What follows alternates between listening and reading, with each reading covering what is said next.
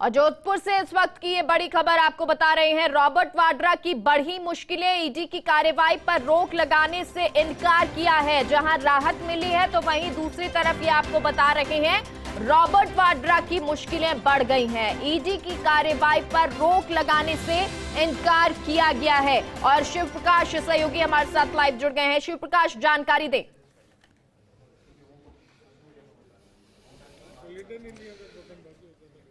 जी, मैं बताना चाहूंगा कि रॉबर्ट वाड्रा की मुश्किलें अब बढ़ने वाली है। स्काईलाइट हॉस्पिटैलिटी और रॉबर्ट वाड्रा की ओर से जो ईडी की कार्रवाई पर रोक लगाने को लेकर के याचिका दायर की गई थी, उस पर हाईकोर्ट ने रोक लगाने से इनकार कर दिया है। और साथ ही हालांकि उन्हें कई थोड़ी सी राहत यह दी है कि 2 सप्ताह तक उनकी गिरफ्तारी पर जो रोक है वो जारी रहेगी। इस दौरान वह हायर कोर्ट में इस फैसले के खिलाफ अपील कर सकेंगे। लेकिन निश्चित रूप से कहीं न कहीं आज रॉबर्ट वाड्रा, उनकी माँ और स्काईलाइट हॉस्पिटल के जो भी सहयोगी हैं, उनकी मुश्किलें बढ़ने वाला फैसला सुनाया गया है। जी शिव प्रकाश, कल तक जो बहस हुई, जो बातचीत हुई, उसको भी जरा जानना चाहेंगे, जिसके बाद फैसला जो है कोर्ट ने रखा था आज सुनाने के लिए।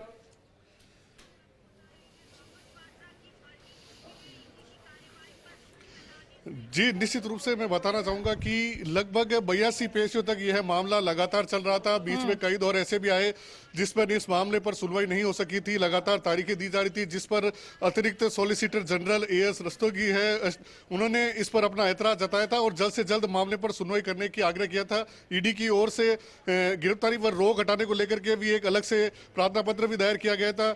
वहीं रॉबर्ट वाड्रा की ओर से सुप्रीम कोर्ट के वरिष्ठ अधिवक्ता केटीएस तुलसी ने पक्ष रखा था और उन्होंने कहा था कि ईडी की ओर से जो कार्रवाई की जा रही है वह कहीं न कहीं राजनीति प्रेरित है और ऐसा कोई मामला उनके खिलाफ नहीं बनता है। वहीं केंद्र सरकार की ओर से आरडी रस्तोगी है, उन्होंने इसका पुरजोर तरीके से विरोध किया और कहा कि कोलायत में जो जमीन मामला है उसमें निश्चित रूप से अनियमितता बरती गई है और ईडी को पूछताछ की छूट देनी चाहिए और गिरफ्तारी पर जो रोक है उसे हटाना जाना चाहिए थे। लंबी सुनवाई चली थी, अंतिम बहस भी शुरू हुई। जस्टिस पुष्पेंद्र सिंह भाटी की कोर्ट में यह कल दोनों पक्षों की ओर से बहस पूरी हुई थी। आज इस पर जजमेंट रिजर्व रखा गया था और जस्टिस पुष्पेंद्र सिंह भाटी ने आज यह फैसला सुनाया और कहीं न कहीं अब रॉबर्ट वाड्रा और उनकी मां मॉरिन वाड्रा है, उनकी जो मुश्किलें हैं वो बढ़ेगी। हालांकि 2 सप्ताह में उनकी जो यह इस फैसले के खिलाफ अपील है वो की जा सकेगी और तब तक उनकी गिरफ्तारी पर रोक रहेगा। जी शिव प्रकाश, तो ये माने कि आने वाले समय में जो पूछताछ है वो जारी रहेगी, उस पर रोक नहीं है?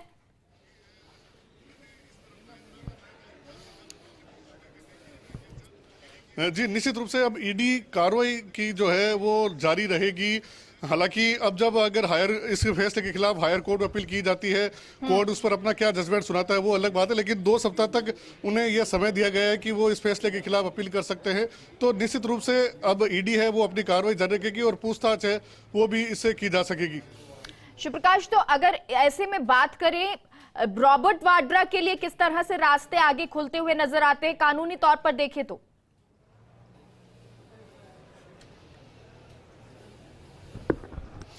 जी, अगर बात करें तो इसमें रॉबर्ट वाड्रा के खिलाफ इस फैसले के खिलाफ अपील करने की जो है वो कहीं न कहीं एक रेमेडी होगी। इसमें निश्चित रूप से स्काईलाइट हॉस्पिटैलिटी और महेश नागर की जो याचिका है इसको इस फैसले के खिलाफ हायर कोर्ट में चुनौती दी जाएगी और वहां रेमेडी पाने की कोशिश की जाएगी कि उनको राहत मिले।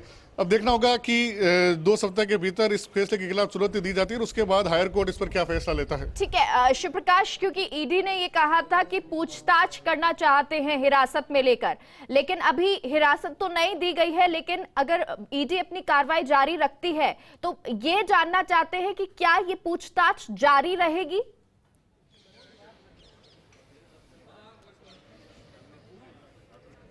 जी, अभी हालांकि कोर्ट ने जांच पर कोई रोक नहीं लगाई, तो निश्चित रूप से हो सकता है कि पूछताछ जारी रह सकती है।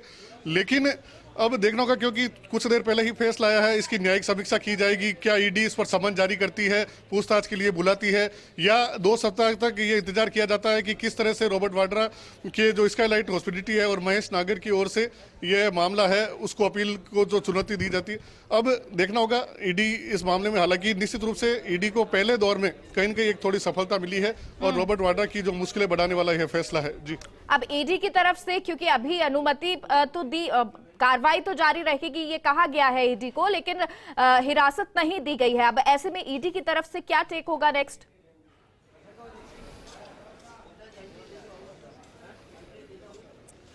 जी, हो सकता है ईडी इस फैसले के बाद वापस एक समन जारी करे, पूछताछ के लिए उन्हें बुलाए और इस मामले में उन्हें एक सप्ताह का समय दिया जाए कि एक सप्ताह के भीतर वो ईडी के सामने उपस्थित हो। लेकिन ये सब आने वाले दिनों में देखना होगा कि किस तरह से ईडी अपनी स्ट्रेटजी तैयार करती है। क्या इस फैसले को जब चुनौती दी जाती है तो ईडी वहां भी कानूनी रूप से उसकी पैरवी करेगी, इसका जो है अपना पक्ष है वो मजबूती से रखेगी, वो आगे के दिनों में पता चलेगा। शिवप्रकाश, क्या ये भी पॉसिबल है कि आने वाले दिनों में एक बार फिर से हिरासत मांगी जाए?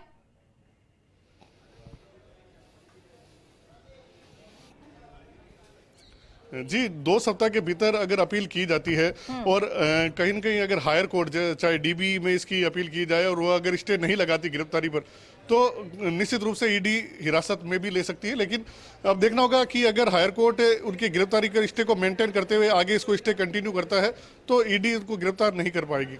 ठीक है शिवप्रकाश, क्योंकि अभी ये जिस तरह से कोर्ट ने बताया है, कौन कौन इस दौरान मौजूद रहा और अभी फिलहाल क्या अपडेट है इसको लेकर?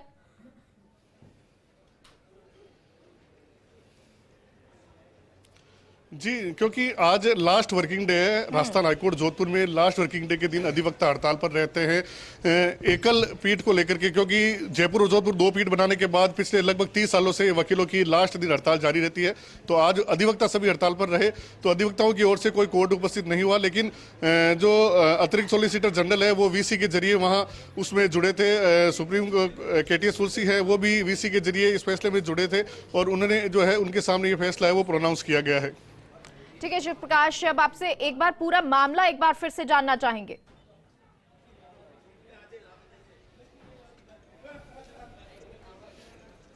जी, बीकानेर के कोलायत में जिस तरह से जमीन खरीद फरोख्त को लेकर के अनियमितता के मामले में ईडी की ओर से एक मामला है, वो आपराधिक विविध याचिका है वो दायर की गई थी, जिसके खिलाफ स्काईलाइट हॉस्पिटैलिटी जो जिसकी डायरेक्टर रॉबर्ट वाड्रा और उनकी मां हैं, उनकी ओर से इसके खिलाफ राजस्थान हाईकोर्ट में एक अपील दायर की गई थी और इस पर रोक लगाने की मांग की गई थी, जिस पर हाईकोर्ट में लगभग 80-82 सुनवाई का दौर चला। लगभग 2 से 3 साल हो गए इस मामले में सुनवाई लगातार जारी रही थी और अब यह जो फैसला इस पर आया है जिसमें रॉबर्ट वाड्रा की जो मुश्किलें हैं वो बढ़ती नजर आ रही है। शिवप्रकाश, क्योंकि जैसा कि बताया और कोर्ट ने कहा है कि आप गिरफ्तारी या हिरासत में नहीं ले सकते हैं, लेकिन जो पूछताछ है वो जारी रहेगी, यानी कार्रवाई जो चल रही ईडी की वो जारी रहेगी। रॉबर्ट वाड्रा अब अगर कानूनी तौर पर आगे बढ़ते हैं, आपने कहा आगे जो दूसरी कोर्ट है उसमें जा सकते हैं, किस तरह से ये कानूनी प्रक्रिया रहेगी पूरी?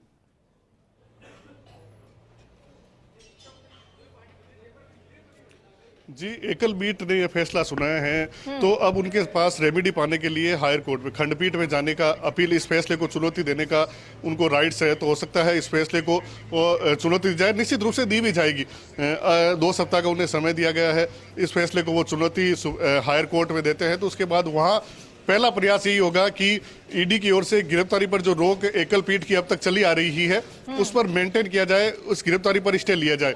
लेकिन पिछली बार जब ये गिरफ्तारी पर रोक हुआ था तो ईडी का यह कहना था कि हमारा पक्ष सुने बिना ही हाईकोर्ट ने उनकी गिरफ्तारी पर रोक लगा दी, जो लगातार जारी थी। तो हो सकता है इस बार ईडी भी पूरी तैयारी के साथ डबल बेंच के सामने उपस्थित हो सकती है और उनकी गिरफ्तारी पर रोक है उसका कहीं न कहीं विरोध किया जा सकता है। देखना होगा कि अब किस तरह से यह कानूनी प्रक्रिया है वो आगे बढ़ती है।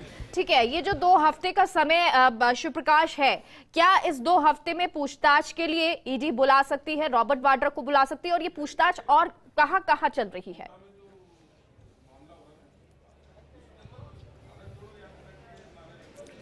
जी, अब देखना होगा क्योंकि ऑर्डर जस्ट अभी प्रोनाउंस हुआ है। अब विस्तृत ऑर्डर जब पब्लिश होगा, जब सामने आएगा, उसमें सारी चीजों का रेक्टिफिकेशन होगा। लेकिन प्रथम दृष्टया अगर देखा जाए तो इसमें ईडी की पूछताछ पर कहीं रोक नहीं लग रही है। तो हो सकता है ईडी उनको पूछताछ के लिए बुलाए। हालांकि ईडी ने पहले भी उनको पूछताछ के लिए बुलाया, तो ईडी ऐसा नहीं है कि जल्दबाजी करे। हो सकता है ईडी उनके अग्रिम कानूनी कार्रवाई के कदम का, फैसले का इंतजार करे और उसकी तैयारी करे कि पहला यह प्रयास करे कि उनकी गिरफ्तारी पर रोक नहीं हो, ताकि बाद में जो ईडी ने बार बार कहा है कि हिरासत में लेकर के पूछताछ करनी है, तो वो हो सकता है ईडी उसका पुरजोर तरीके से विरोध करते हुए इस पर स्टे है वो कहीं ना कहीं नहीं लगने दे। ठीक है शिवप्रकाश, क्योंकि देखिए रॉबर्ट वाड्रा से कई बार पूछताछ हो चुकी है, क्या उनकी मां मॉरीन वाड्रा को भी इसके लिए बुलाया जाएगा?